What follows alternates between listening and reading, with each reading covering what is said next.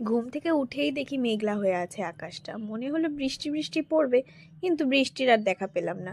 তারপরে ফ্রেশ ট্রেশ হয়ে রুম ঠুম পরিষ্কার করে তারপরেই চলে গেলাম ব্রেকফাস্ট করতে। ব্রেকফাস্ট করে তারপরে চা টা খেয়েই আজকে তাড়াতাড়ি করে কাজের উদ্দেশ্যে বেরিয়ে পড়লাম। আর এই জিনিসটা না খেলে আমার সকালটা তো শুরু হবেই না। আচ্ছা, আমি কেন এত হাসছিলাম বলো তো? আমার বাবা আমার সাথে এতটাই ফ্রি ফ্র্যাঙ্ক যে বন্ধুর মতন মেশে।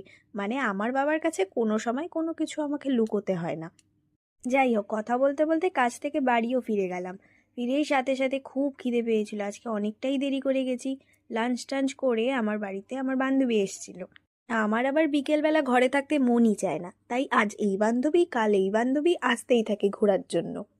এই জায়গাটা বেশি ডিস্টেন্স না আমার বাড়ির থেকে, তো কাছাকাছিই ছিলাম। ওখানে গিয়ে অনেকক্ষণ ফটো শটো তুলে ভিডিও টিডিও করে তারপরে মনে হলো যে চা খেতে যাই বিকেলে। আর দেখো, এই ঢ্যাঁড়সটা দুটোই নিয়েছে, এক কোল্ড ড্রিঙ্কসও নিয়েছে আবার চাও নিয়েছে, কিন্তু সেরকমভাবে কিছুই খেতে পারছে না ঠিকঠাক। তারপর সন্ধে হয়ে যাচ্ছিল বলে মনে হলো যে না, এবার বাড়ি ফেরা যাক। তো স্টে টিউন, পরের ব্লগে আবারও দেখা হচ্ছে।